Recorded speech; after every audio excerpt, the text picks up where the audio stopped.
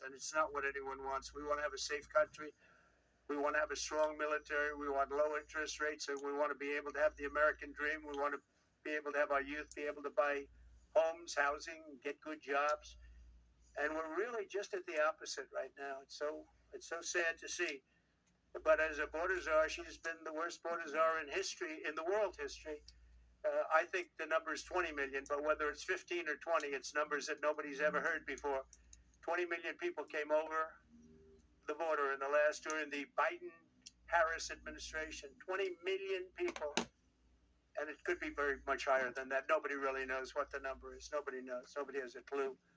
And the gotaways, they call them the gotaways. The gotaways are numbers. Somebody was quizzing me on it the other day. No, I don't think so, sir. I don't think so.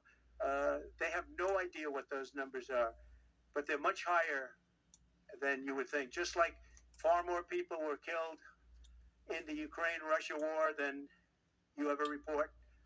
Just like the October 7th would have never happened. Russia would have never hit Ukraine had the election result been called differently.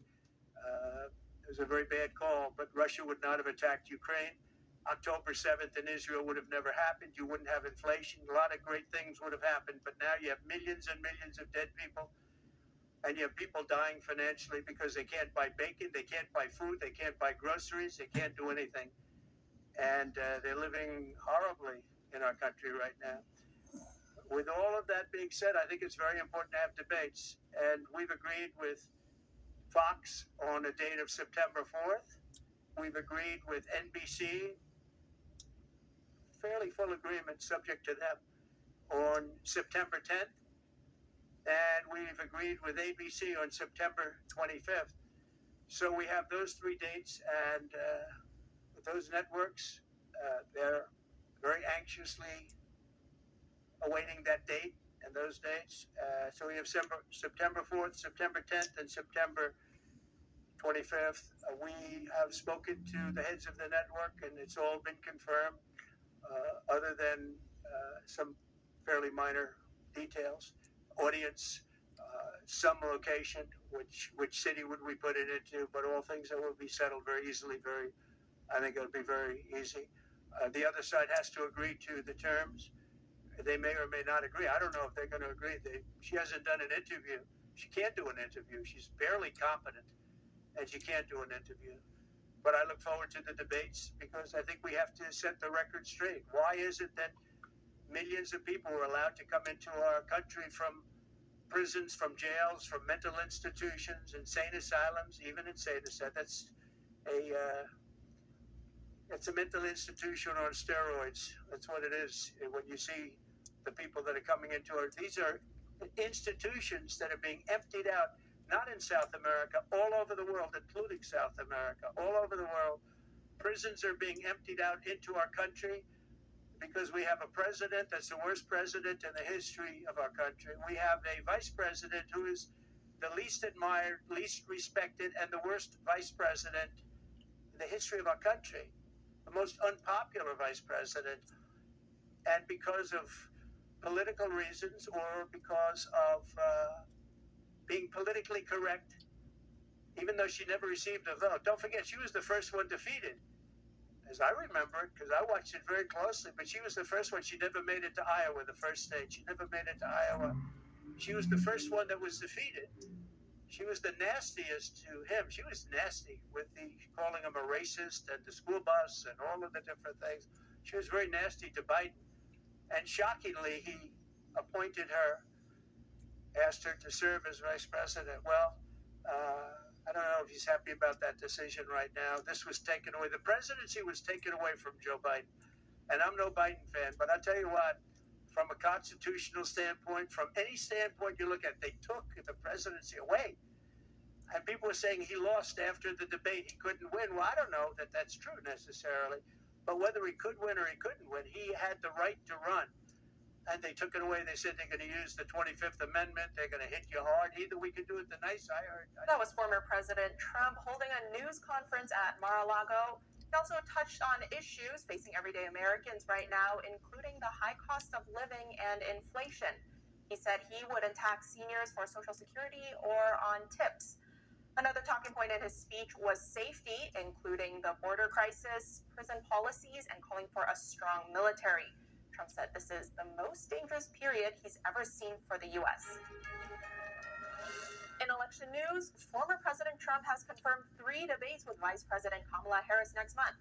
September 4th on Fox, September 10th on ABC, and September 25th on NBC. The news agency obtained the footage from the Butler Township Police Department through a records request.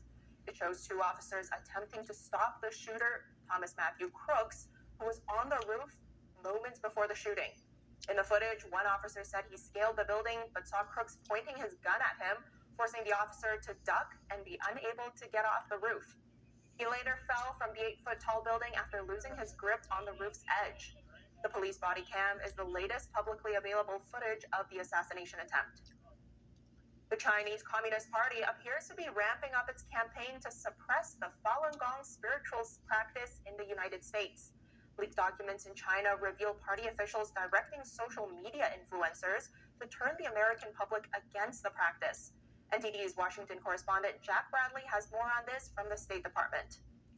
It's the latest effort by the Chinese Communist Party to eliminate the Falun Gong spiritual practice. Falun Gong, also known as Falun Dafa, is an ancient practice introduced to the public in the early 1990s. It combines meditation and gentle exercises with moral teachings based on truthfulness, compassion, and forbearance. But due to its rising popularity, the Chinese Communist Party launched a persecution of the practice in 1999. Members of the practice are imprisoned in China and subjected to torture, brainwashing, and even forced live organ harvesting. And now, the CCP appears to be expanding its propaganda and disinformation.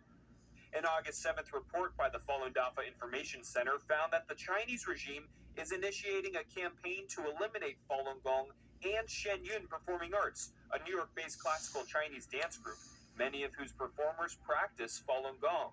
The report highlights leaked documents inside of China that finds that Chinese officials directed social media influencers and Western media outlets to spread misinformation to trigger a U.S. law enforcement response against Falun Gong practitioners.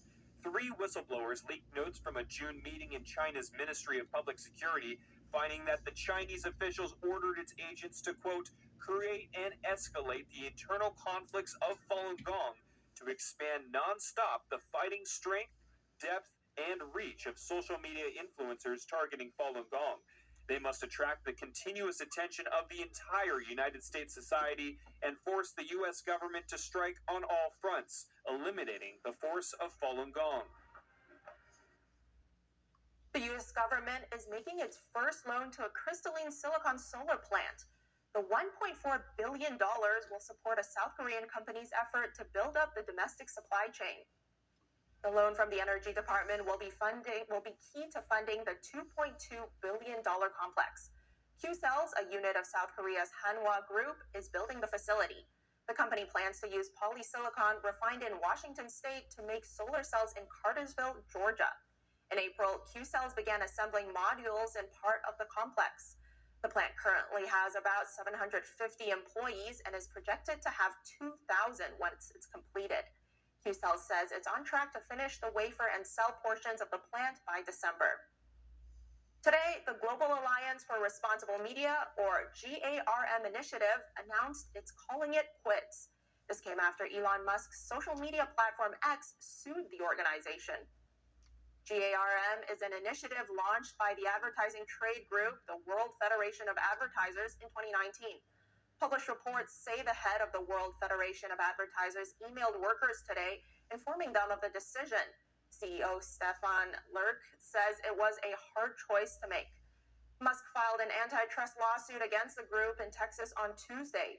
The suit alleges GARM illegally colluded to, quote, collectively withhold billions of dollars in advertising revenue from X. Lerck says the group will fight the allegations, but as a nonprofit, its resources are limited. Another lawsuit against Abbott Nutrition over tainted baby formula. The company is at the center of a 2022 infant formula crisis that forced millions of parents to find alternate ways to feed their children. The parents of a 13-day-old baby filed the lawsuit alleging that their child had a stroke and died in November 2023 after drinking baby formula infected with Chronobacter sakazaki. The dangerous germ was traced to a can of Similac Total Comfort powdered formula made by Abbott at its Sturgis, Michigan factory. The baby's parents originally wanted to join another lawsuit filed by two other families. Those families say their children suffered devastating brain damage connected to another type of Abbott powdered formula, Similac Neosure. The two children in Missouri and Illinois both survived. That formula was produced at Abbott's plant in Casa Grande, Arizona. In April of 2023, federal inspectors discovered multiple cases of Chronobacter at the Arizona plant. The lawsuits accused the company of negligence and fraud. According to court records, Abbott executives argued that there was no common connection between the illnesses and the company's formula. They also deny any connection between the cases. They say the incidents happened at different times in different states, involving different types of formula. Following its second landfall, Tropical Storm Debbie has intensified, saturating the already drenched Carolinas and parts of Virginia. The storm spawned a deadly tornado, with the Northeast now preparing for its arrival. NTD's Christina Corona gives us the update on the storm. Debbie made its second U.S. landfall around 2 a.m. near Bulls Bay, South Carolina, just northeast of Charleston. The storm triggered tornadoes that killed one person, raising the total death toll to 7. Within hours, over half a foot of rain fell in central North Carolina, causing life-threatening flash flooding and turning roads into rivers with maximum sustained winds at 50 miles per hour. In Charleston and Bluffton, alligators were spotted in residents' flooded backyards. While up to a foot of rain drenched the coastline between Charleston and Savannah, Georgia, residents even saw fish swimming outside their homes. And I looked down, and there's guppies and fish swimming through the water. I'm assuming it came from either that lagoon, either this lagoon, or that canal down there. North Carolina Governor Roy Cooper outlined the state's preparations for the severe weather. I've activated more than 350 soldiers and airmen from the North Carolina National Guard and deployed swift water rescue teams to be on the ready. Debbie is beginning to move northward and is expected to carve a path through Pennsylvania, New York, and northern New England over the next 48 hours. Christina Corona, NTD News. Hi, I'm Caleb, and this is my story. I was born with osteogenesis imperfecta or brittle bone disease. I have broken my bones almost 200 times, and I have had 11 surgeries. But I didn't let that stop me. I love to bike ride, climb, race, and I'm learning how to stand and walk. But I can only do all of this because of generous people like you and Shriners Hospitals for Children. Because of people like you, Shriners Hospitals for Children has helped more than 1.3 million kids just like me, regardless of their family's ability to pay. Shriners Hospitals for Children is only able to provide this world-class, life-changing medical care because of the generous gifts of people just like you. Because of you, I can ride my bike. I can play basketball. Because of people like you, I can run. I can smile. Will you send your love to the rescue today? When you go to loveshriners.org right now and give just 63 cents a day, you're helping kids just like me. Like me. Like me. When you give today, we'll send you this adorable Love to the Rescue blanket as a thank you, and a reminder of the love you gave to a kid just like me. Your gift, no matter how small, can help a child today. This is your moment to make a difference. When you pick up your phone, sure you have it right there, and call to give. You're helping kids like me. Thank you. Thank you. Gracias. Thank you. Please call or go online now. If operators are busy, please call again or give right away at loveshriners.org. Your gift makes a difference. Thank you for giving.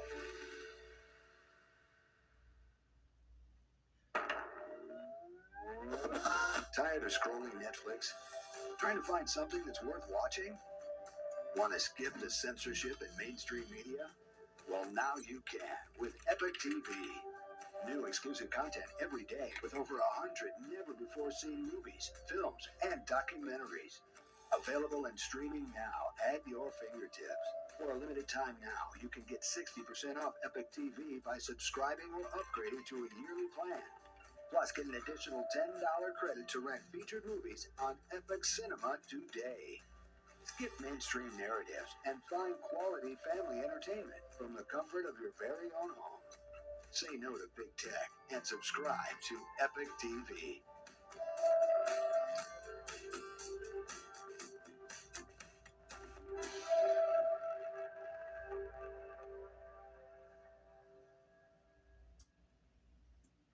First-time applications for unemployment benefits fell, putting some recession fears on hiatus.